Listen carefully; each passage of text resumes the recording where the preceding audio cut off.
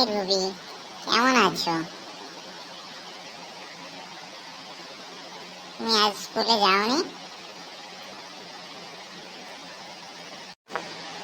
স্কুলে গিয়ে কি হবে?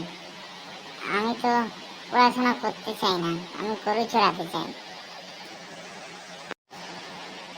সত্যি তুমি পড়তে যাও না? আমি আজ স্কুলে যাব, আমি ডাক্তার হতে চাই।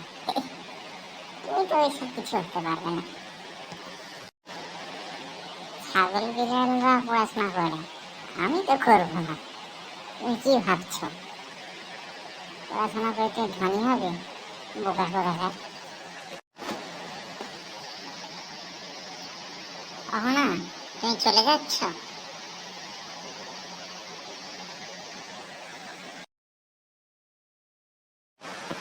তাহলে চল না বন্ধু।